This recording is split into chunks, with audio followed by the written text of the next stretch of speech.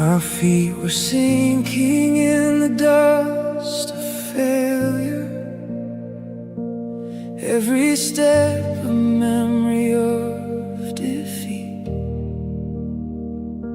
The race I ran felt never ending, and I was breaking underneath.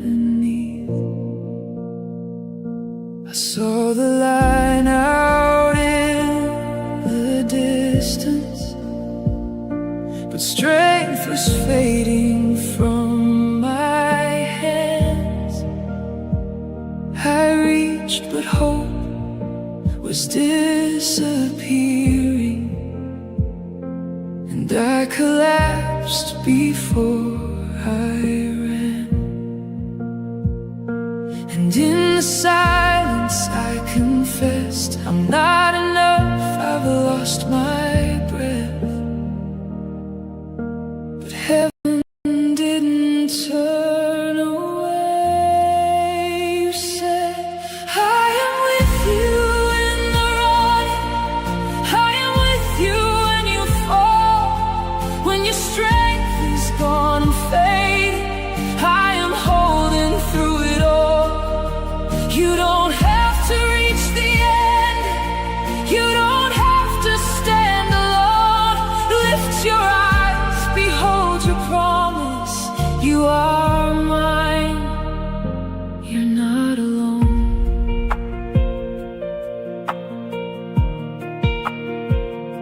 The stadium of shadows stood around me, empty seats that knew my shame. But then I heard your steady footsteps, and everything began to change. I turned and saw you standing there, not distant, but already near. You said, I am with you in the running, I am with you in the race. Every step you take in weakness, I am filling it with grace. Run with faith and keep on going. Fix your eyes and don't give in. I am not just at the ending, I am with you in the road. Step by step, you stay with me. Breath by breath, you carry me. When I fall, you lift me up. When I fade, you are enough. Step by step, you stay with me. Breath by breath, you carry me. When I fall, when I fall, you lift me up. When I fade, you are enough. My weakness sings your glory, your power rests on me. I run, but my victory is you. My prize is Christ in me. You are with me in the running. You are with me all the way. Now my weakness shouts your glory, and my night turns into day. I will run to reach the promise. Will run to keep the faith. But the prize I'm always running for is to see you face to face. Now I run, and you are with me. You are here.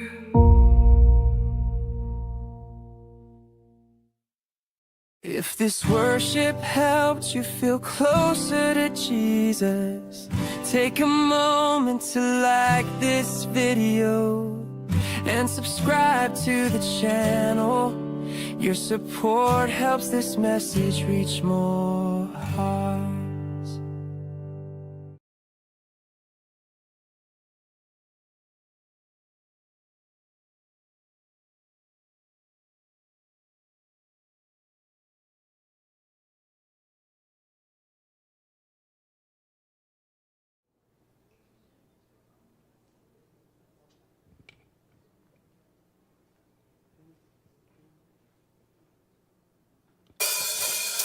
来呀，我们要向耶和华歌唱，向拯救我们的磐石欢呼。邀请弟兄姐妹，我们一同站立，来赞美我们的主，来领受神的恩典。将天敞开，将天敞开，你的荣耀降下来。将天敞开，你的同在降下来。将天敞开，你的荣耀降下来。万国赞叹你，你是荣耀君王。天上地下，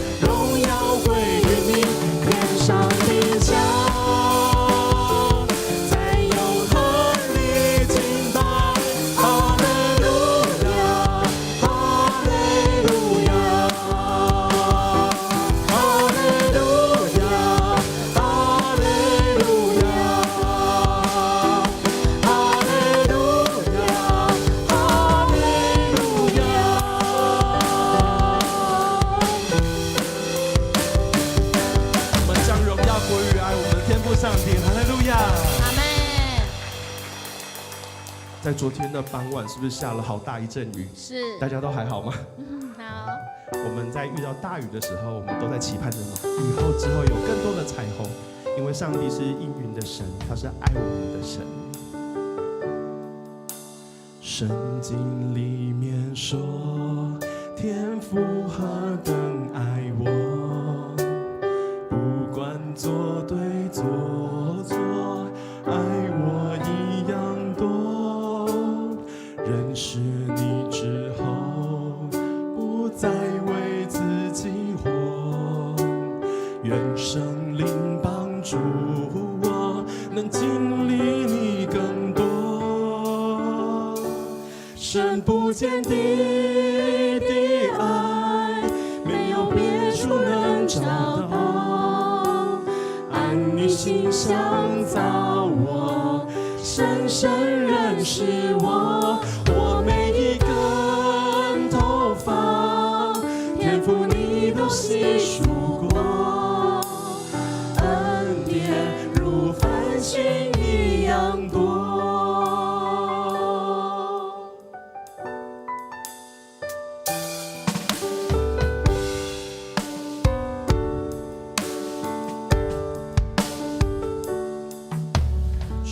经里面说，天父何等爱我，不管做对做错，爱我一样多。认识你之后，不再为自己活，愿神灵帮助我，能经历你更多。不见底的爱，没有别处能找到。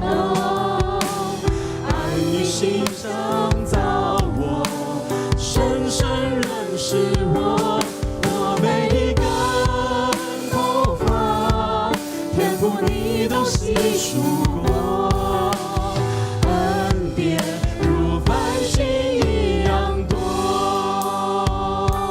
深不见底别处能找到，按你心想造我，深深认识我，我每一根头发，天父你都细数过，恩典如繁星一样多，恩典如繁星一样多。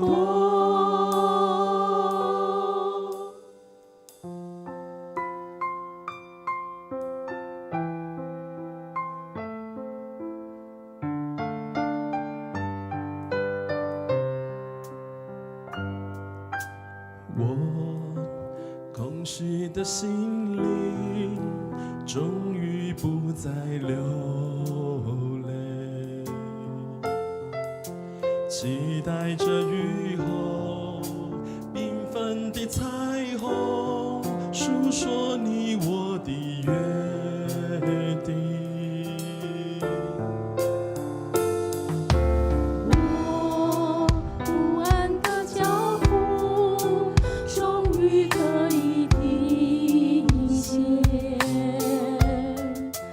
主你为我摆设了生命的盛宴，与你有约是永恒的约，彩虹围着，千古不变。我要高歌为生命喜悦，万物歌颂你的慈爱。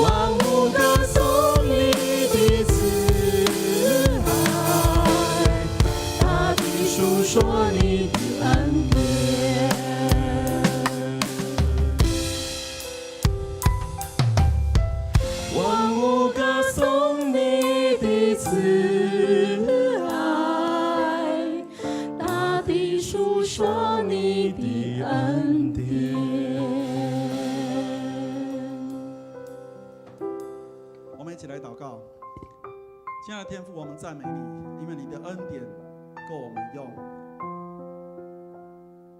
你与亚伯拉罕、以撒、雅各立约，你也与我们立永远的约，就是用耶稣基督在十字架上所流的宝血，洗净了我们一切的过犯，赦免我们一切的不义，使我们能够与天父您和好。主，我们赞美你，我们感谢你。主，我们来到你的面前，我们要献上我们自己，成为活祭，为主你所用。主，我们相信你已经成全了我们，你已经恩待了我们。你说，凭着信心来到主您的面前求，一点都不疑惑，主你就要赐给我们那够用的恩典。主，谢谢你与我们同在，谢谢你天天的看顾我们，在我们软弱的时候，在我们无助的时候，在我们伤心的时候，你都与我们同在。主，你说你不撇下孤儿寡妇，因为你爱他们。主，帮助我们也能够成为一个好撒玛利亚人，不仅能够尽心尽意尽力爱主你，也能够爱邻舍如同自己。主啊，特别在这个弯曲悖谬的时代里面，主啊，让我们能够常常聆听你的话语，行公义，好怜悯，存谦卑的心，与上帝你同行。主啊，我们今天进入你的圣殿，你应许我们，敬畏你的人什么好处都不缺。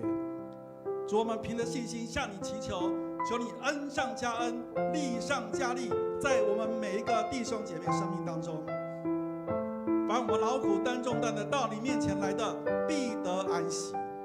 谢谢耶稣，谢谢圣灵充满我们，与我们同在。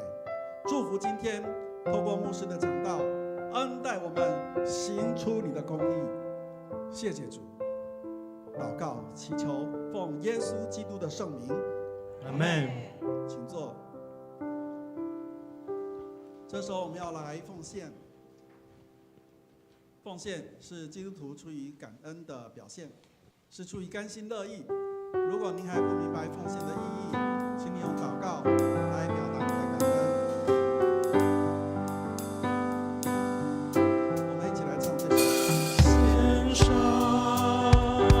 感恩的心，归给至圣全能神，因他赐下独生子，主耶稣基督，献上感恩的心，归给至圣全能神，因他赐下独生子，主耶稣基督。如今软弱这一大浪潮，贫穷这一场富足，都因为主已成就了大事。如今软弱这一个高潮，贫穷这一场富足，都因为主已成就了大事。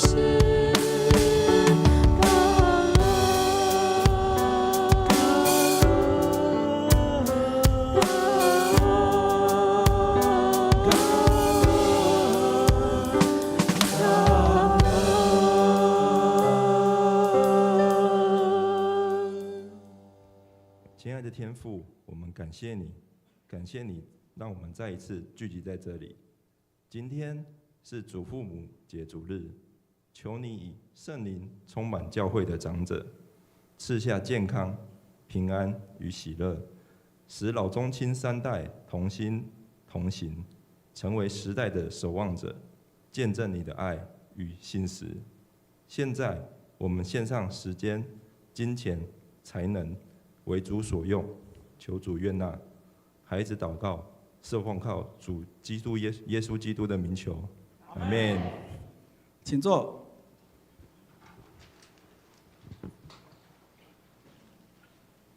好，这个时候我来报告。首先，我们来看一下今天的金句，我们用华语一起来读2遍。来，以后我要把我的灵倾注给每一个人，你们的儿女将宣告我的信息，你们的老年人要做奇异的梦，你们的年轻人要看见异象。约珥书2章28节。再来一次，以后我要把我的灵倾注给每一个人，你们的儿女将宣告我的信息，你们的老年人要做奇异的梦，你们的年轻人要看见异象。约珥书2章28节。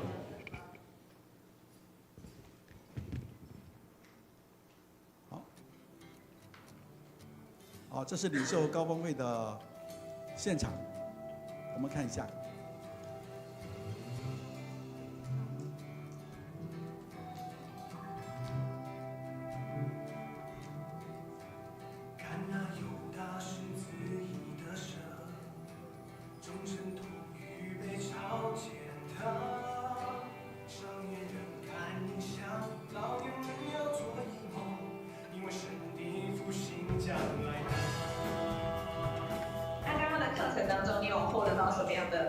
分享吗？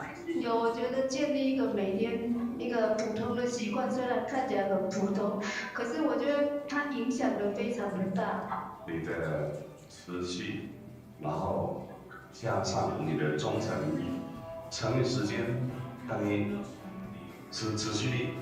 我觉得自律是很困难的，但是如果愿意做了之后，因为小小的微小的改变，却造成了很大的自律的一个很大的改变。不要让他们只看到你的代办事项，要让他们看到背后的愿景。不管是工作或服饰，真的在这边可以重新整理，也真的先行吧，不要等待就去做吧。一个小习惯，你要一直不断每天的去做，然后它会带来很大的改变。参加领袖高峰会会拓展我的视野，对，让我更有远见，做成中心的好管家嘛，哈。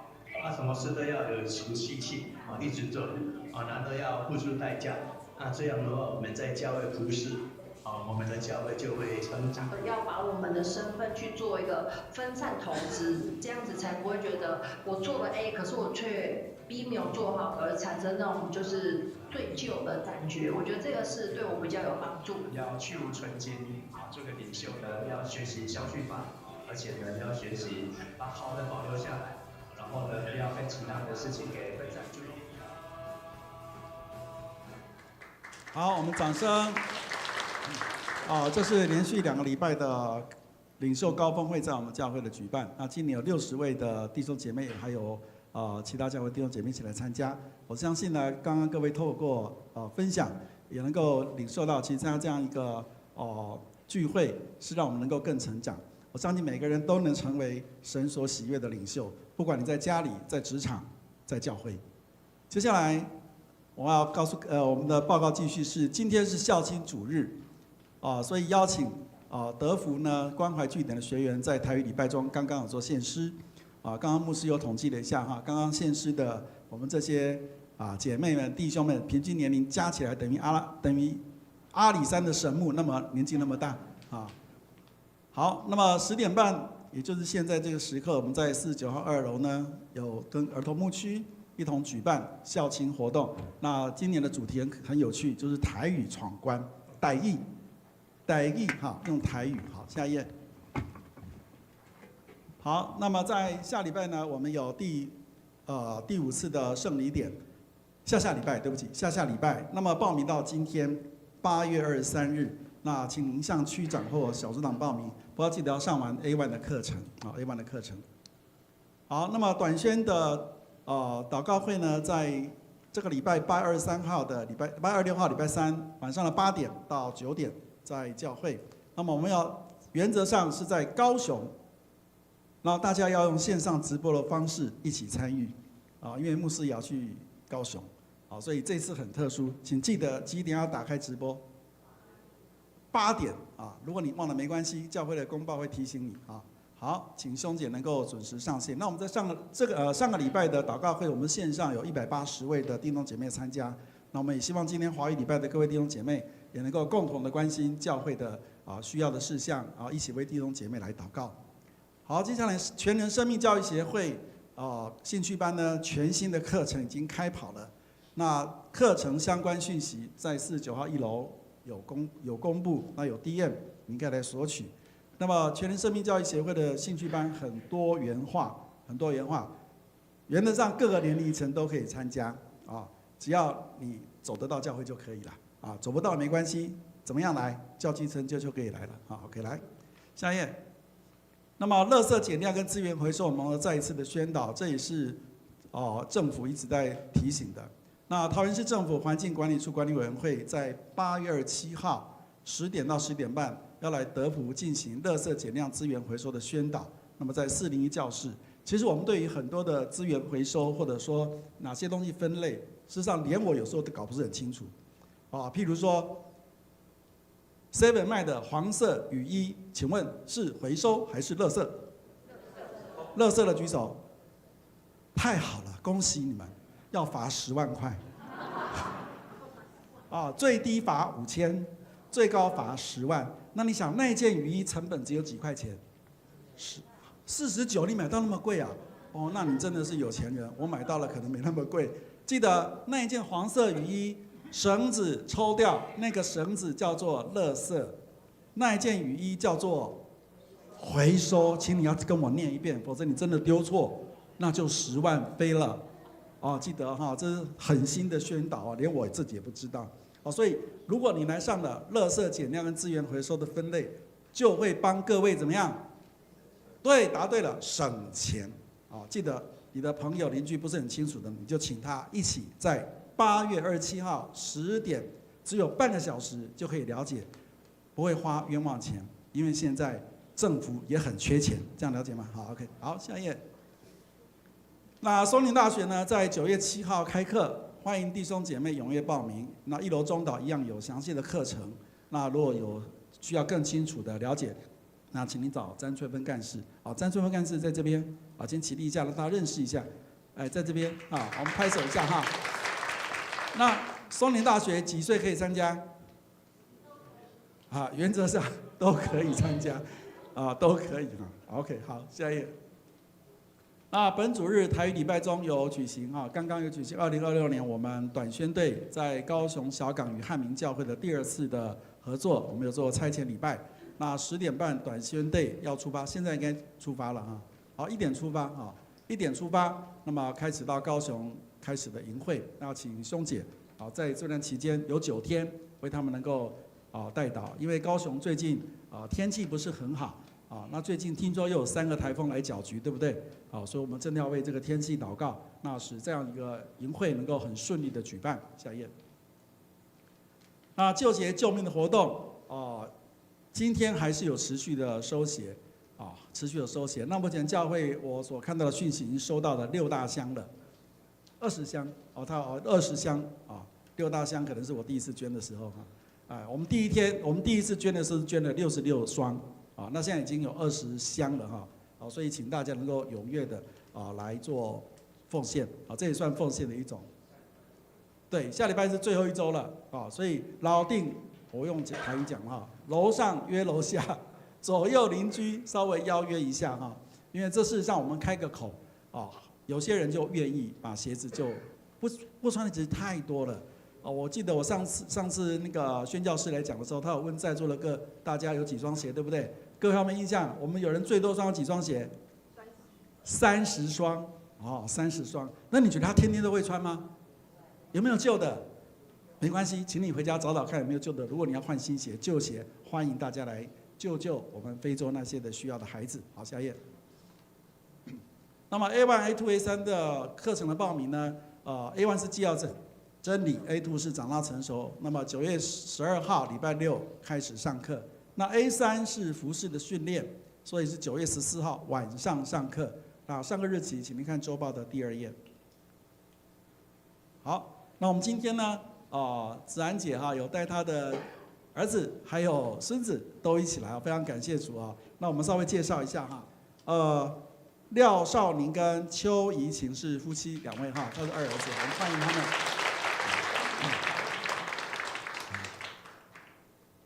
掌声不够热烈，再热烈，那下次还会再来。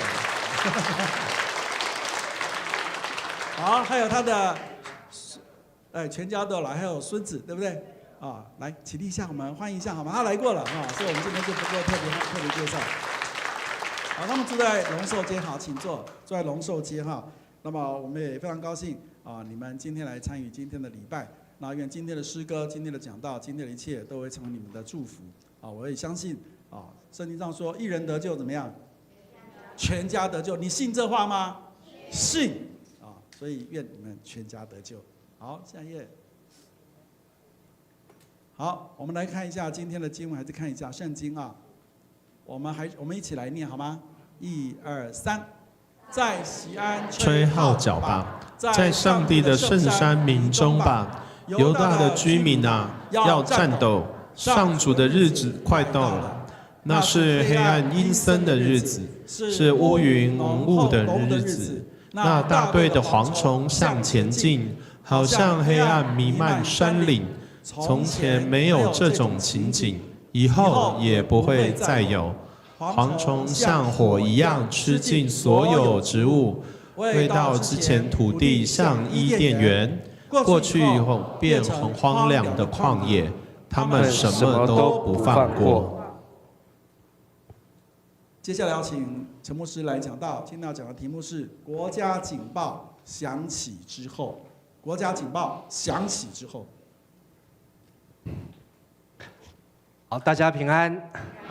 不晓得你的手机有没有收过国家的警报的简讯？上礼拜我们在万安演习的时候，你的手机都会跳出这个万安演习的画面，就是要做提醒。有一次，去年是迦南教会60周年，我们有3个梯次去环岛。第2梯次7月份到了台东的时候，也收到这个简讯，说前方有马太鞍有土石流，所以那个马太鞍桥已经断掉了。所以我们就提前收到通知，所以隔天我们就没有从马太鞍，我们就从的花莲这个玉里从玉长公路过去但是呢，那一年就是那个马太鞍这个堰塞湖溃堤的那个时候那是非常的严重。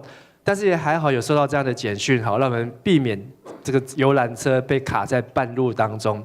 有时候，当我们人生当中有一些上帝要帮助我们，让我们能够提前做预备，就是让我们能够在警报当中能够得到帮助，能够得到扶持，让我们不会陷在那个困境里面。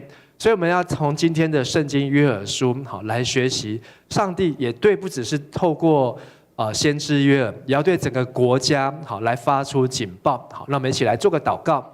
下达巴父神，我们感谢你在过去1个礼拜你的看顾和保守，也让我们都能够经历平安，也为着我们的国家、为我们的社会、为着我们每位弟兄和姐妹的家庭、身心灵来祷告。也求你赐福与我们同在，使我们每一位都能够经历从天属天的平安和喜乐，也能够借着你的话语，再次提醒我们，让我们得着智慧。我们如此的祷告祈求，都是奉靠主耶稣基督的名求，阿们。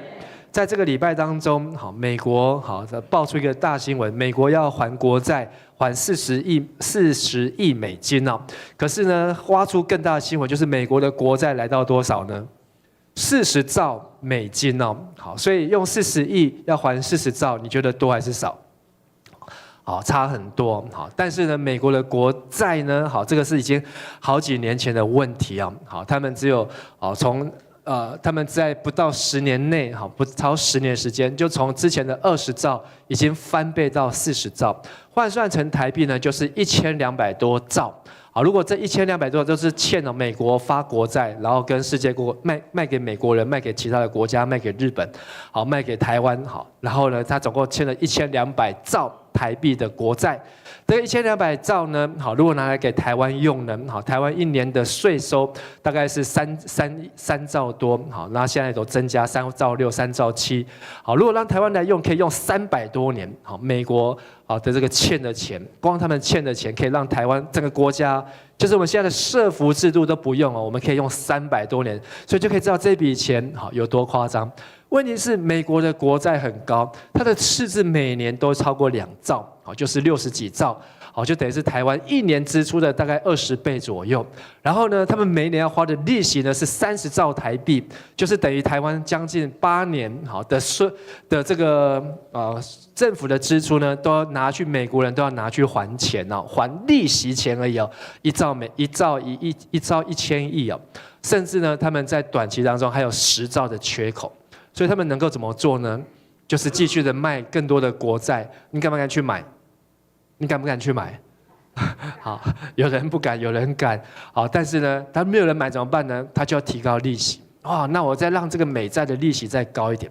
好，这虽然我们今天不是上财务的课程，但是这是一个国家的危机。就好像在圣经约珥书当中，我们刚才看到的经文，好，就在提醒我们说，上帝用先知约珥让我们看到一个画面，就是有一大群的蝗虫入境。这群蝗虫呢，把这些以色列人他们过去辛辛苦苦耕种的好努力的好农作物呢，好在转眼之间秒杀，好一下就被蝗虫吃掉。你知道我们的现在好的我们的这个钱呢，好是变大还变小？变小。好，我们的钱呢，好像你赚很努力的工作，可是你再怎么赚，就永远赶不上。好，下个月新的 iPhone 就要出来了。而且它要再涨价，好，可能要再涨，每次要再涨100块美金，好，就3000块台币。你的薪水没有增加，可是你的支出开销，好，为了满足一样的东西呢，却得不断的增加。好，这张图表呢是世界各国好政府的债务占了它总国的 GDP 的比例哦。好，那台湾在下面，好，最下面，好，占了我们的 GDP 负债跟我们的收入呢，好，大概占的是26%，大概1/4。最高的是哪个国家？日本，好，多少呢？251%，好，就是他们的负债是他们的收入的2倍多，好，2倍多。美国也是120啊，中国也接近90。问题是这是2年前，好，2024年的记录，好，现在这个数字都提升了，都增加了。大部分的国家的负债比都往上，好，可是呢，我们的国家呢却没有往上。你觉得我们国家经济好还是不好？但是我们会从政治上面，你会听到哇，我们的国家经济不好啦，我们的政府失职啊，然后我们的市政府怎么样啊，我们的地方建设怎么样啊，会很多好的声音，我们说是政治的口水。好，然后呢，这些政治口水对我们的国家债务有没有帮助？大家只是骂来骂去，有没有人真正要跳出来去解决美国的债务问题，解决中国的债务问题，日本的债务问题，或是台湾的债务问题呢？谁是那个真正能够有办法、有能力去解决这些债务的问题呢？其实我们看到我们的政府的，这是这个礼拜财政部好最新的图表，好大概是礼拜5才出来的。他说我们的中央政府的长期债务比率是逐年下降。是在世界各国，好像美国的债务，它是每5个月就增加1兆美金，每5个月哦，所以它未来的10年要增加6兆多的美金，好美金。但是我们的政府是在过去的11年，从2016好到今年2026，我们的负债呢有在我们的债务比例好是有在下降，好虽然我们有在还债，可是我们的还的债其实也不多，好不多。这礼拜有没有听到说政府明年要普发多少钱？去年有没有普发？你的1万块花到哪里去了？忘记了，好，可能拿到很开心，哇，拿去缴这个，拿去缴这个，怎么1万块就不见了？好，就这样子就不见了。但是2300万人乘以1万得多少？2300亿，好，2300亿。那去年的1万块是去借钱来发的。好，因为我们的立法院呢强行通过普发1万，所以政府是举债借钱，好，然后来发1人1万。但今年呢这个礼拜呢，总统说明年要再普发1万，要不要借钱？不用，好，因为我们有 AI 的红利，好，所以政府呢控制得当，所以他不用去借钱。这个2个一来一回就落差就很大。但问题是，这张图表厉害的地方是在于我们的政府，好，从2016年，好，蔡英文当总统那一年，负债比呢是33%，我们的法定是40%，再怎么借不能超过40%。好，那时候我们是来到了台湾的最高点是33%举债比例，可是居然可以逐年的下降。好，所以我们的负债比就表示说，我们虽然有在还钱，但是我们更会赚钱。好，台湾的这个 GDP 呢，好一直在增加，好一直在增加。虽然你可能没有感觉，但是你身为台湾人，好你要知道，好你看到右边这张图，世界各国越红的，就是他们的负债比越高。你看那个美国最红的就是在美国，好，然后呢还有日本，非常的红。可是我们的台湾呢，好是非常的清澈啊，好淡淡的颜色，你这张图可能看不出来，但是呢，好这些都是真相。但是如果你只有从新闻，你只有从媒体，你只有听政治人物在口水骂来骂去，你没有办法去了解真正的警报。所以对美国来讲，它真正的警报是什么？它要怎么样能够去降低？它要怎么样能够去让美国再次伟大？好，因为呢，如果美债好还不起的话，这下子呢不是只有美国完蛋，好，台湾也买了很多的美债。好，你我可能旁边很多人好，大家靠很多都在靠都买了一些的美债。这些最后不值钱的话呢，好，大家都要掉掉，台语说掉掉，好，中文怎么说？好，饿肚子了，好，你可能就要喝西北风。所以上帝透过先知约珥，好，发出信息，就是有危机、有危险、有要发生，但是你可以把它视而不见，哇，当作人家这只是骂来骂去啊，口水战啊，无聊啊，浪费时间、浪费生命。但是如果你认真的去思想，认真的去比对，认真的去研究，你或许就可以在这些的警讯简报当中逃过一劫。就好像我们去年有一整台游览车差一点就要冲进去的马太安的这个泥沙当中，可是呢，因为我们收到了简讯，我们提早改变路线，让我们能够逃过一劫。今天的讯息，好，在约珥书，好，它开始第1章第2节这样说，好，右边好这句话我们一起来念：老年人呐，当听这话。国中的居民呐，都要侧耳而听。先知一开始告诉的这个信息，要发布的讯息是叫谁先听？老年人。好，今天是祖父母节，你当阿公阿嬷的，请举手一下。好，你先做阿公阿嬷的啊，这么少。好，来，我们给这些阿公阿嬷拍手一下。好，上一场呢，好，几乎全部都举手了，好，但我们这场比较年轻，好，但是你还没有当阿公阿嬷，但是你也有阿公阿嬷，你一定有阿公阿嬷，好，因为没有阿公阿嬷就没有你爸你妈，没有你爸你妈就没有你，好，所以祖父母节，好，也是我们政府近年在推动的，就是让我们好要饮水思源，好，要记得要多孝敬父母，都要跟阿公阿嬷 say hi say hello。因为现在虽然我们大家台湾不大，可是呢，大家各忙各的。有时候跟阿公阿嬷见个面呢，一年可以见面次数，好变多还变少？变少。好，有一些阿公阿嬷年纪大了，好，可能上帝把他接回天家了，你就更没有机会去见到他。但是，先知约珥说，这个信息要注意听。刚才我们所念的3节。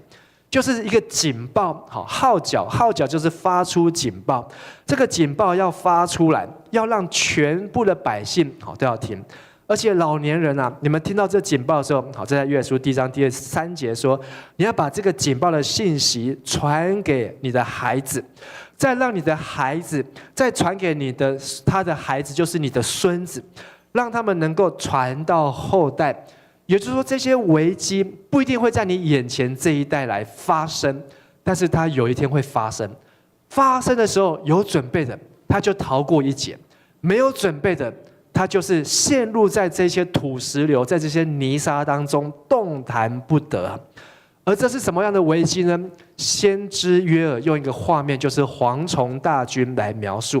圣经说，上帝派来的蝗虫大军呢，不是只有一次，因为蝗虫来一次很厉害，是几亿只的蝗虫，然后它可以把这个几公顷的几甲的农作物呢吃光光。那我们在台湾还比较少蝗虫，因为我们台湾不大，可是像那个大陆地区、非洲、欧洲大陆那个蝗虫一次哇，它可以过去，他们辛苦1年的种得出来的东西，就在几分钟，1个小时当中，全部的吃得光光，哇！他们怎么办？只能够在那边哀哭切齿，完蛋了！我们所有投资下去的，我们所有买下去的股票、买下去的国债、美债，完蛋了，拿不回来了，怎么办呢？这就是这个悲惨的情境啊。所以圣经说，茧虫吃剩的蝗虫来吃，蝗虫吃剩的男子来吃，男子吃剩的马蚱来吃。意思就是说有4轮。这个灾难呢，是一次又一次又一次啊。在日本，刚才我们看到，他们这个负债比最高，现在是世界第1名哦。其实，日本呢有一本书呢说消失的30年，有没有看过这本书？里面呢，就是在说日本30年前，他们的平均收入呢455万日币，每一年，30年后呢418万，变多还变少？变少。但是他们的社会保险金呢，从每个月3万，到每个月6万，就是他们的社会保险金可以领到的增加。可是他们要他们要负担的呢，退休金变少了，消费变高了，连去迪士尼的门票也变贵了，跟30年前来比较。右边是我们的台湾，5年前一个鸡腿便当多少钱？85块。100块有没有找？有找。5年后一个鸡腿便当多少钱？135块。100块钱拿去有没有找？你100块拿去买不到，你还要再掏35块，多了多少钱？50块，50块，这样成长多少？50啊，从85多了50块出来，这已经超过50% 的增加了。请问你的薪水有没有增加50%？但是你的消费呢？东西变贵了，什么都变贵了，那你怎么办呢？这就好像那个蝗虫过境的无奈。哇，我这么认真的工作，我这么认真的赚钱，我这么认真的投资买股票，可是赶不上。如果这个美国的国债，他们做一个调整变动，他又卖美金，然后他要抛售的话，要调整利率的话。这个波动油价，光这个汽油，汽油这样上跟下，你都来比你的薪水在变动的速度还要快，你怎么去应付？怎么去面对？你想说我要好好的过日子，但是呢，时不与我，时不我与，你不能够按照一切都是你的如意算盘，因为我们都活在一个政治圈的当中。如果你没有去关心政治，你没有去关心时事，你没有去关心国际，你想说你住在这个地方可以安稳的过一生，很抱歉，不一定可以打这样的如意算盘啊。在约珥书让我们看到的历史悲剧，宿命就是一头牛被剥了好几层。刚才说茧虫吃剩的蝗虫来吃，蝗虫吃剩的男子来吃，男子吃剩的马蚱来吃。让我们看到的就好像亚兰人来攻打以色列，把以色列的圣殿抢了一批。亚兰人走了之后呢，换埃及人又来攻打，又把圣殿又抢走一批。埃及人走了之后，又换亚述国来攻打，亚述又抢走一批。亚述走了之后，又换巴比伦人来，巴比伦又抢走一批，而且最后是把所有圣殿都拆光光。耶利米书的描写说，没有一块叠在另外一块石头上面，从上面拆到下面，拆得干干净净的。这就是他们好像遇到了蝗虫大军。我们的台湾也曾经经历不少的统治者。1624年是台湾的历史开始的起点，但是在1624年，我们找不到这个历史上对于台湾的记载。我们说400年台湾历史，可是400年来的台湾历史，荷兰人来了，换西班牙人。西班牙人走了之后，换明朝来了，郑成功来，郑成功又走了之后，换清朝来了，清朝走了，谁来了？日本人来的。如果你是80岁以上的，你就有接受过日本人的管这个统治了。日本人走了，换谁来了？中华民国政府来了，从大陆来了。然后2年后，中华民国撤退，又全部都跑来了。本来是回归祖国的怀抱，现在祖国全部都全部都住在你的怀抱当中。不是你回归祖国，是祖国回归台湾的怀抱。变成是这样子的历史的宿命。台湾这一块地方呢，在这400年当中的变动呢，其实都在影响着我们的生活生命。如果你对历史我们这次有一个书，这个领袖高峰会，我们有个苗栗的书商福音书房他来这边摆设，今天是最后一天，他在这当中很特别，他摆了很多台湾历史的书，不晓得你有没有去看？你可以买一些回去读，当你回去看回去读，你会发现什么是台湾人。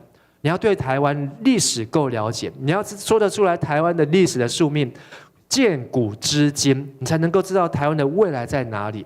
而未来台湾的蝗虫在哪里呢？台湾的蝗虫不仅是在经济，也在政治。如果我们所推出来的政治人物，他没有办法继续像蔡英文总统这么样的能力，好，不断的减轻我们的债务。你知道台湾人一个人要一出生背负多少的债务？到现在今年，你一出生，每个人都要替国家付27万，27万。请问你的银行里面储蓄有没有超过27万？哦，没有的话呢，好，就是别人在替你。好，意思就是说呢，每一个人连刚刚出生的好小婴孩，他都已经一出生就背了27万，多还少？多，可是，在世界上比起来，好算少的，好算少的。可是你要怎么样能够选出一个政治人物，他能够去解决我们的负债比的问题，能够解决好我们的国家的经济的问题？因为经济大家都想要拼经济。30年前，日本经济非常好的时候，哇，日本人到处出国，他们去夏威夷，他们去美国，他们去巴黎，你去到哪个地方都可以看到日本的观光客都在讲日文。然后日本人出去都买什么？买黄金啊，买项链啊，买珠宝啊。好，那是30年前。30年后，好，日本人有没有出国？出不了国。他不要说出国，现在的日本阿嬷退休了。好，退不了休。好，他70岁了，还要工作上班，因为他的退休金怎样变薄了。好，他100块要去拿便当，以前可以买2个，现在买不到了。他还要再多去赚钱，才能够再去拿钱去买便当。现在日本阿嬷，好，他要去看他的孙子，就在隔壁县，或是他要坐高铁、坐那个什么捷运去，他也付不起那个票钱。好，他就怎样，只能够等孙子来看他，出不了门。这是不是全部都这样，但是是真实的。好，未来我们的台湾今天可能过得很富裕的生活，大家有冷气吹，好，大家有舒适的家，有很好的交通和建设。但是有哪一个政治人物能够保证未来我们的30年，好，都能够继续的这样子哦？有台湾护国神山，未来的30年我们都有 AI 的红利，未来30年，好，包括你的孩子长大30岁之后。他还能够继续的在这个社会上能够生存很好，所以约珥书说：“老人呐，老年人呐，你要听，把这些话告诉你的孩子，让你的孩子的孩子也要听见，要继续的传下去。”所以，如果我们只要靠政治解决这些的问题，永远只会听到口水战，而且这些政治人物。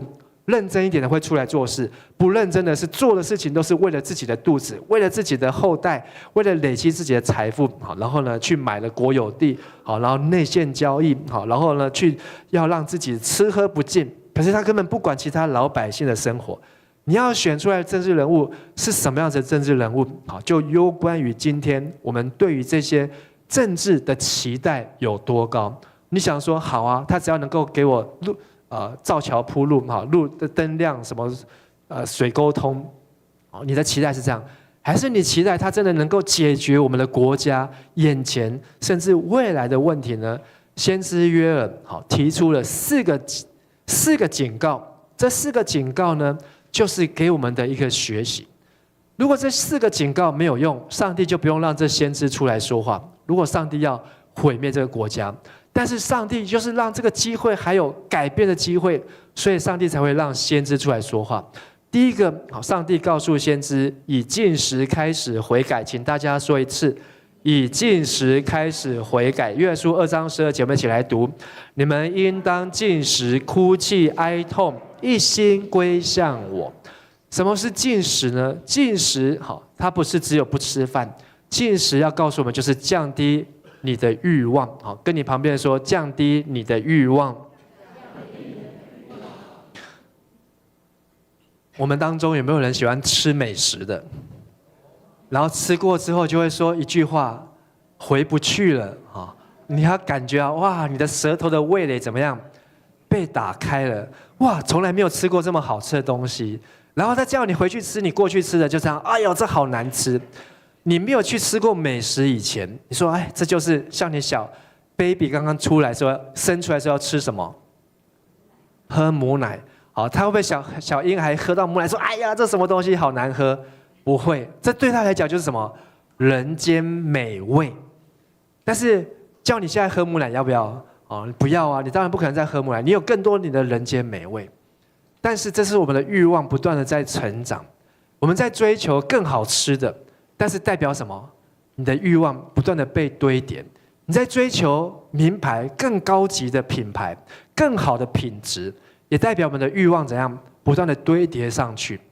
但是约珥说，在那大而可畏的日子的时候，你的欲望没有办法救你，你的这些美食，你的这些的名牌，你的这些高贵的、高级的生活的享受物质，能不能救你呢？没有办法救你，而且会让你怎样更痛苦。在大而可畏的日子当中，好，如果你遇到的是日本的经济大萧条，如果你遇到的是2007年的雷曼兄弟的这个倒闭事件，如果你遇到的好是 COVID-19 好的突然来的这种瘟疫，在那样的日子当中，如果你的欲望没有操练过降低，你不知道怎么样去面对这一天，每一天都过得非常的辛苦。可是先知约珥说，你们应该在平静的时候就要禁食，就要悔改，就要哭泣，降低自己的欲望吧。好，降低对手机的依赖吧，少滑一些手机吧。好，能够多看看这个世界吧，多认识这个土地吧。你住在台湾这么久，台湾头、台湾尾有没有去过？你住在台湾，生长在这个地方，你有没有对台湾这个地方的认识和了解呢？约珥第二个建议就是告诉我们，要在生活分别为圣。请大家说一次，在生活分别为圣。分别为圣的相反词是什么？没错，就是同流合污。所以你的生活当中有没有同流合污呢？现在的你是不是跟大家一样过着一样的生活呢？好，这个英文名词叫做 FOMO。好 ，FOMO 就是跟别人有什么我也要什么，跟风。同流合污就是你不知道自己要什么，你都是看别人有，你也想要有。但是圣经告诉我们说，你不要看别人，你要过的是分别为圣的生活。昨天教会有发动将近30个弟兄姐妹当志工，去帮助一个姐妹清扫她的家里。这已经是第2次，7月去了1次，8月又去了1次。7月清了大概40-50袋的垃圾出来，昨天呢大概清了快要100袋的垃圾出来。好，这个姐妹呢，在她的家里面呢，30几年来只有进没有出。你可以想象这种生活吗？30几年来，所以她一个人住一个很大的房子，好几个房间，然后她还有搭建。可是每个地方都塞得满满的，因为30几年来，他只知道进没有出。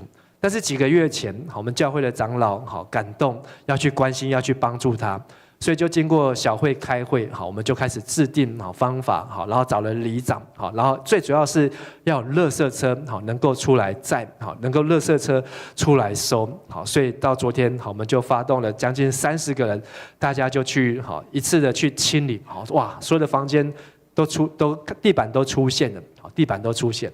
但有一个画面，就是有一套沙发椅，沙发椅也在里面很久，但是已经被淹没很久了。上次去的时候清的时候，哇，那个沙发椅重出江湖，已经好几年没有出现了，因为上面都盖满了东西。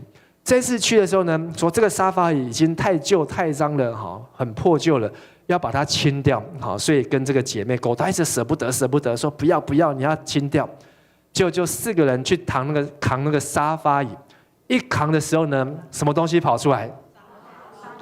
老鼠跑出来而且是这么大只的老鼠，没有加上我现在越讲，我本来应该讲米老鼠，这样有没有可爱一点？没有加上尾巴。然后那个沙发一翻出来，它背面就破了一个洞，完全就是老鼠啃出来。他已经住在这沙发椅好几年，才能够吃成这样肥肥胖胖。然后呢，他在这几年当中，这老鼠就是他整天不用出门，他光住在这边，他旁边有泡面、有糖果、有零食，还有保健食品，还有什么的，可以在这边吃。他根本就不用出门，也不用出去晒太阳，也不用工作，这就是一只老鼠的生活。但是他从来没有想过，有一天居然会有4个人冲入，然后把他沙发椅抬起来。结果他那一天怎么样？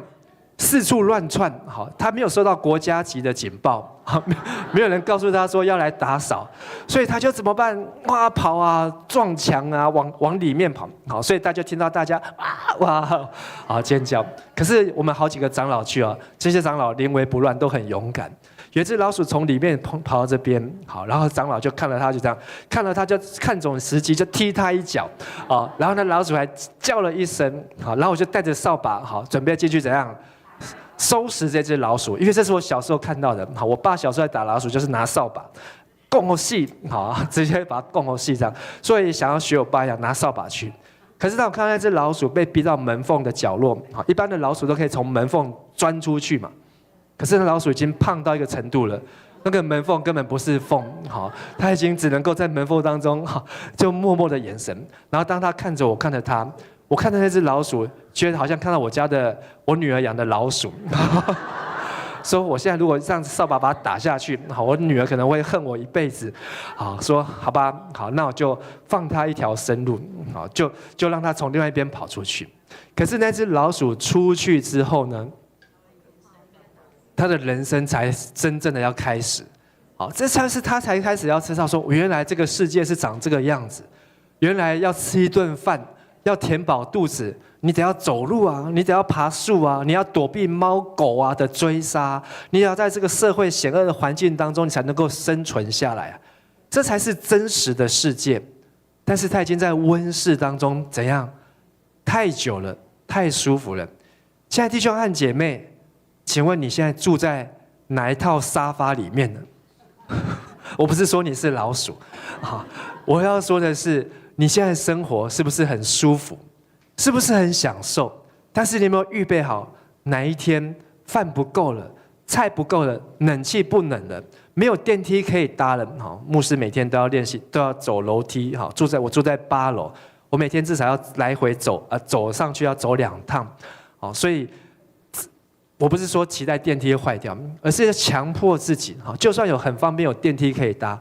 但是你要练习爬楼梯，你要练习走路，好，而且现在牧师这个月我生日，给我自己的挑战，我这个月每天都要走13000步，好，就是我希望这个月可以走40万步，好，因为去年的生日是1个月走30万步，今年呢增加10万步，好，所以牧师每天都要花很多时间走路，好，就是要强迫自己要运动，让你能够在遇到没缺乏的时候。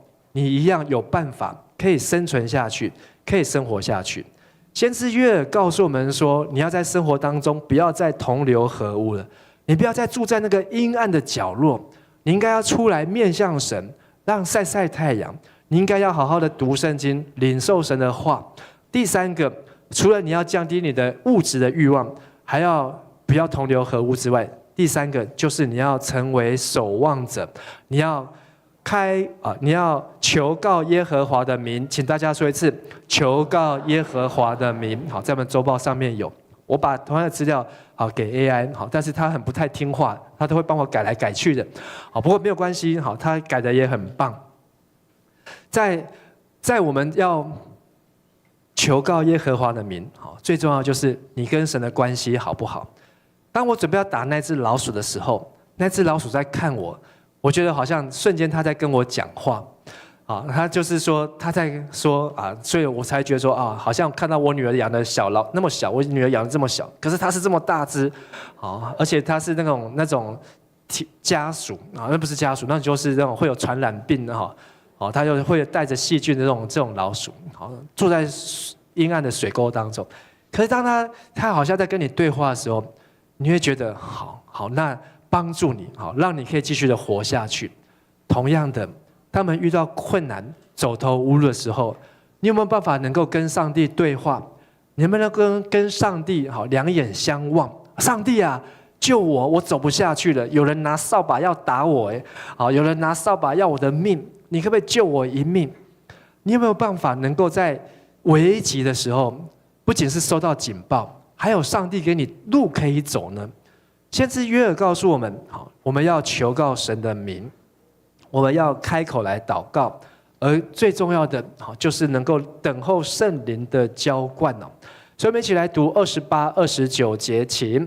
以后我要把我的灵倾注给每一个人，你们的儿女将宣告我的信息，你们的老年人要做奇异的梦，你们的年轻人要看异象。那时我甚至要把我的灵倾注给奴仆和使女。在约珥书最重要的信息，就在今天的金句2章28节，就是这么多的危机，这么多的危难，有蝗虫，有男子，好，有茧虫，好，有蚂蚱，不管它怎么样来吞吃你的民生、经济、农作物，但是在这些的以后，神要让我们有一个生存下去的方法，就是上帝的灵要在每一个人的身上。这些灵要做什么呢？约珥呢，在五旬节圣灵降临节前的700年前、800年前，他就已经预告了，圣灵降临之前，你们的儿女要宣告信息。这个现代中文译本的修订版翻译的非常好。和合本说，你们的儿女要说预言。说预言，你会觉得说，他是要像先知一样，不是。说预言的意思就是宣告上帝的信息。能不能够把上帝的话带给还没有听到的人？老年人要做特异的梦、奇异的梦。你们睡觉会不会做梦？但是这些梦会不会觉得特奇异？他大概你觉得没什么感觉，所以你不会去影响你的生活。但是如果有一些异梦，比如说像看但以理书，尼布甲尼撒王，他就做了这种奇异的梦。这个梦，他怎么样呢？都觉得他被吓到了。而且他还搏杀，这后面还要做了其他的梦。这个梦对他来讲很重要，他一定要知道。所以这是老年人、年老的弟兄和姐妹，上帝也会在你睡觉的时候，就算你现在已经退休了，不用工作，不用上班，上帝也会在你睡觉的时候给你奇异的梦，让你会成为一个追梦人。就是这个梦会引导你的人生，不能够只有现在这样，你要继续的追梦。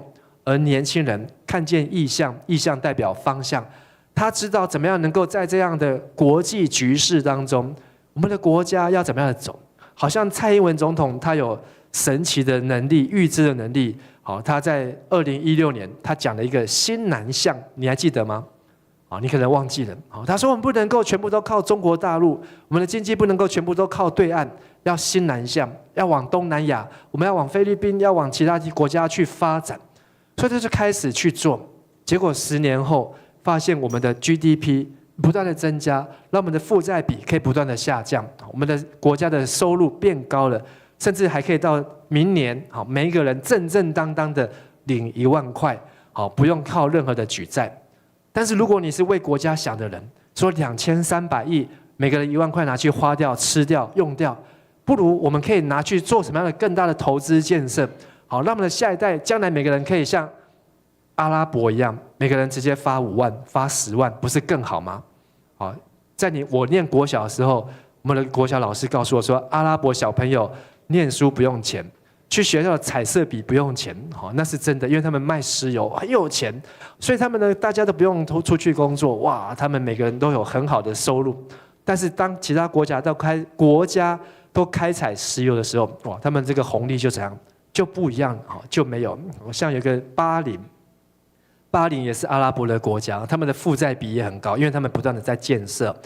讲到这边是在末后的日子，是一个老中青3代要齐心互相来守望。今天是祖父母节，虽然你可能没有去隔壁参加孝亲主日的活动，但是当你听到今天的信息，如果你是阿公阿嬷，请你告诉你的孩子，告诉你的孙子，钱爱捡起来。而且选劲敌，爱选进卡的劲敌人物，要选正确的政治人物，要为人民、为国家、为将来着想，这就是你现在该做的事情。老中青，如果你现在是中年，还在工作当中，你就要开始，你要好好的固守你的园子，不要让蝗虫、蚂蚱、茧虫、男子来吞吃你好不容易辛苦才得到的。如果你还是年轻人，你就要知道。你怎么样能够去理财？怎么样投资？不要只知道怎么样去买名牌的衣服，只知道怎么样去吃哪家的好吃。现在年轻人只知道花钱，可是不知道怎么样赚钱。昨天我问，你的收入有收入的举手，有支出的举手，收入比支出高的举手。不到一半的人，就是大部分的年轻人，他们的收入都是小于支出，没有钱还可以花得很豪迈。还可以花得很豪爽，或是他根本不知道自己的收入在哪里。这是我们今天很普遍的现象。但是在约珥书的2章30节到32节，我们继续来读，请。我要在天上地下显神迹，有血有火有浓烟，太阳将昏暗无光，月亮像血一般红。在上主那伟大可畏的日子来到以前，这一切都要发生。凡呼求上主之名的人都必然得救。正如上主所说，在耶路撒冷圣山上将有逃脱的人，我所拣选的人必定存活。不管这个负债比多高，但是有上帝的灵在他身上，就是上帝所拣选的人必定存活。32节的第一行，我们再念一次：凡求告主名之人的人都必然得救。好，就这句话就好。再次，凡呼求上主之名的人都必然得救。在每一个险恶时代当中，好，就算那个过街老鼠人人喊打，但是你懂得呼求上主的名，你懂得祷告求告神，就能够得救。这就是一个秘诀，这就是一个福音，这就是一个好消息。今天我们教会有12个年轻人，好，他们要去高雄9天。问他们去高雄要做什么？去传福音，短宣传福音。传什么福音？就是让他们能够有机会去祷告神。他们可能过去从来没有机会跟神祷告，今天他们有机会跟神祷告。同样的，你也可以把你的困难借着祷告带给神。你可以帮助别人，告诉别人你有困难，你也可以我帮你祷告。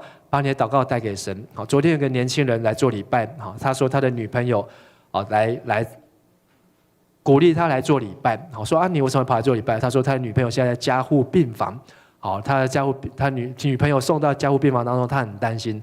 听了之后呢，好，就说那我们来为你祷告，好，马上大家来祷告。他这一辈子从来都没有来没有机会上教会，但是他现在知道他要求告神。好，他说牧师，你帮我祷告，我这个祷告我可以写下来背下来吗？我说没关系，你可以回去问 AI， 把你的女朋友的名字好写在 AI， 说请写一段祷告文，好，为我的女朋友某某某，她现在在加护病房，她有什么病，好，然后你可以把它写下来，写给 AI， 就在 Google 里面写下去，他马上会给你一篇的祷告文，好，可能讲的比牧师还要好，都有可能。现在传福音方不方便？太方便了，你要去医院探访。如果你去探访的时候，你不知道怎么样为他祷告，手机拿出来 ，Google 打开，好，为什么人写一篇的祷告文，他就会写给你，你就可以用这个祷告文怎么样帮他祷告。上帝的圣灵浇灌在仆人使女，也可以浇灌在你的手机当中。你只要拿出来，你愿意，上帝的灵感动你，都可以成为一个传福音的见证人。所以，上帝用他的云柱、火柱显出一个特别的记号。就是这个世代是有盼望的，虽然我们现在过得很舒适安逸，但是你要知道，约瑟有7年的丰年，旧约创世纪的约瑟，接下来呢7年的荒年。那7年的荒年怎么办？7年没有收成，你有没有办法？你有没有办法？当然我们都不希望去发生，可是当你有这样的智慧，你就知道，在丰年当中就要为荒年做准备。在社会富裕的时候，你要为那将来极难的日子，你要做准备，备而不用是最好的。就好像去年牧师讲的那个信息，以西结，先知以西结，他背了一个什么急难救生包。这个急难救生包我放在我的房间的门口，已经挂了1年多了，也没有用到。但是怎样，你心里面会比较平安，因为你知道，当发生地震的时候，你知道有一个急难救生包，它可以帮助你在第一时间不用思考，里面该有的东西都有了。同样的，当我们有这样子的预备智慧，这也是神要告诉我们的。所以上礼拜我们说，我们不要做政治的啦啦队，要做政治的消防队。而今天上帝要告诉我们，呼召这个世代的人，少年人要说预言，老年人要做异梦，我们的儿女要看见异象，让我们能够呼求上帝的名来领受圣灵。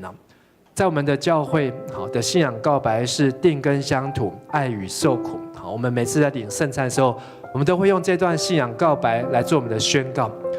你有没有看见这个土地的需要？你知道我们桃园市政府也有背债多少钱？你知道吗？有人知道吗？桃园市政府300多亿，我们的市政府也有背债哦，300多亿是多还是少？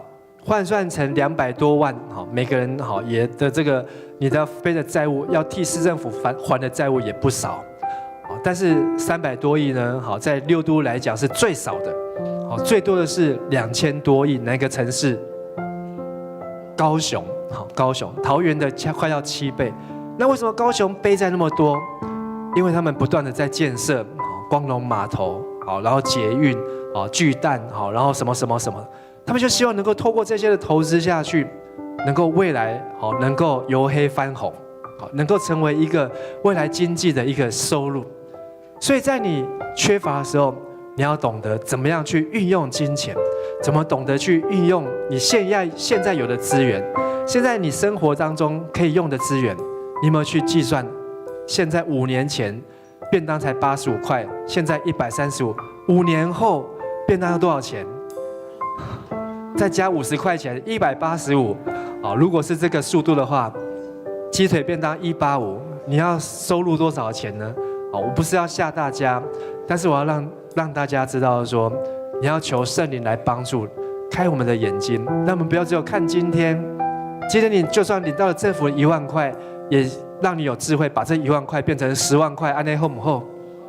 好后啊，当然后好，但是不是靠政府，至少用你选出一个像蔡英文总统这样有能力的人，好，他能够让我们的政府，负债率走下坡，好，你要让我们的政府能够节节向上。今天早上我们在读何西阿书第12章，你要栽种公义，就能够第12章栽种公义就能够收割慈爱。我们是要向下扎根，不是要向下沉沦。我们的社会，我们的国家，你要选择哪一个？为明天努力，开始撒种、扎根，勇敢的走出去，还是你要躲在那个舒适的破沙发椅当中？哇，有吃的，有好的，然后有东西塞住你的嘴巴，这样我一辈子就够了。那哪一天沙发椅被人家抬起来的时候，你要往哪里逃？你要往哪里去呢？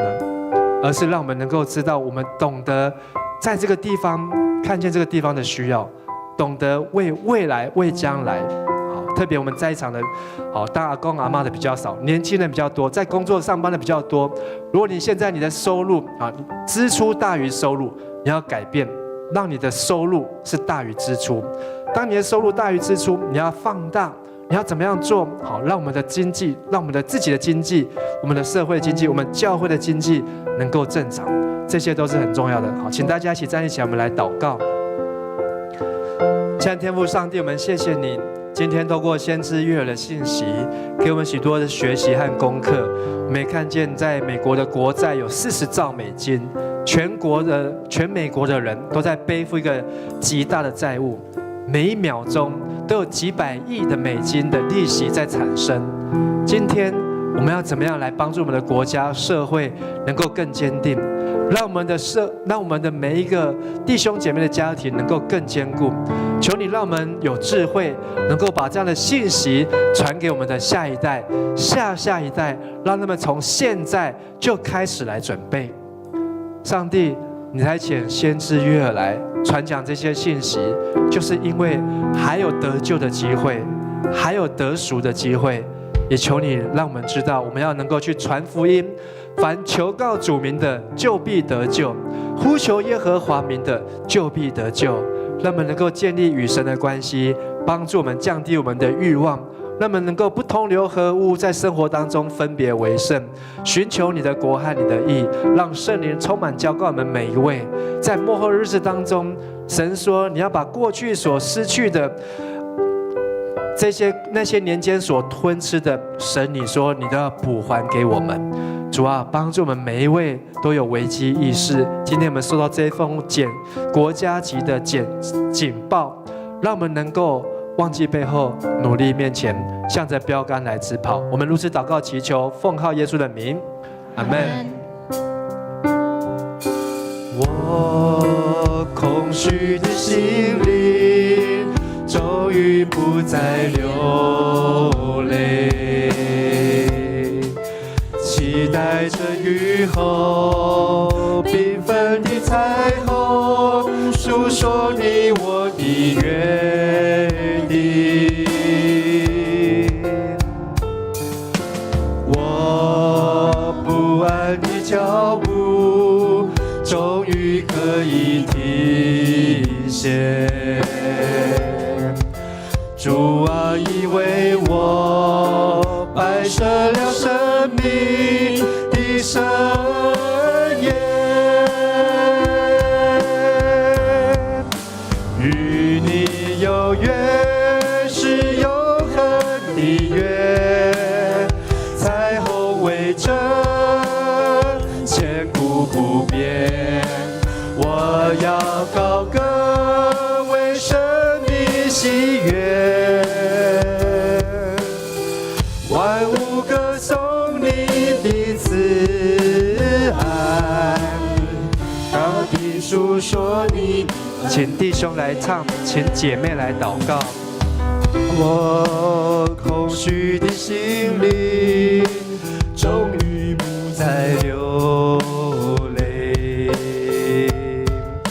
期待着雨后缤纷的彩虹，诉说你我的约定。请姐妹来唱，弟兄来向神祷告。主说，我们来到你面前，我们要为我们的家庭、我们的社会、我们的国家来祷告。主啊，求你来兴起我们每一位都能够成为神所使用的蒙福的儿女，他们不遭受威胁，不遭遇困难，他们能够在危的时代当中一起来成就上帝的旨意。奉主耶稣的祷告，哈利路亚！我们一起来宣告：与主有约，与你有约是永恒的约，彩虹为证，千古不变。我要高唱主生命喜悦，万物歌颂你的慈爱，大地述说你的恩。最后一次说：与主有约，与你有约是永恒的约，彩虹为证，千古不变。我要高歌为生命喜悦，万物歌颂你的慈爱，大地述说你的恩典。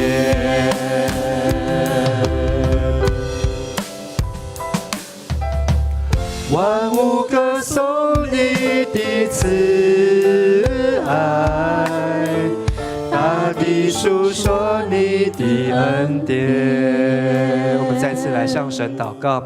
是的，主，每一天都下雨，但是你让我们知道，在雨后有彩虹。在我们人生当中有患难，在我们人生当中有危急，但是在苦尽甘来，在苦难之后，神是你无限的祝福。主啊，让帮助我们的眼光能够定睛于你。他们在遭遇危难的时候，我们不是投靠埃及，也不是找亚述，也不是寻求巴比伦。他们在危难的时候，我们是寻求神你的国、你的义，求告耶和华的名的人，就必得救。主啊，让我们有这样子的智慧，也能够分享这样的福音。看见在这社会上有许许多多苦难的人，帮助我们能够分享福音给他们，能够教导他们怎么样来向神祷告，让他们当他们寻求神面的时候，神你要为他们开路，你要在沙漠当中开江河，在旷野当中开道路。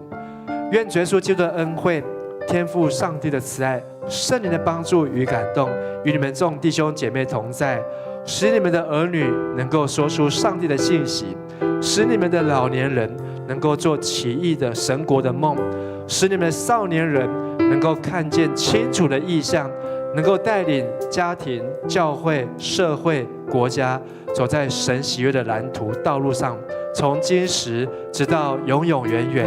阿们。拍手给耶稣一个热烈的掌声。哈利路亚。与你有约是永恒的约，彩虹为证，千古不变。我要高歌为生命喜悦，万物歌颂你的慈爱，大地述说你的恩典。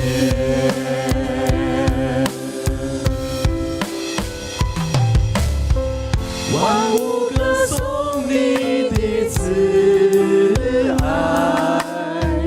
大地述说你的恩典。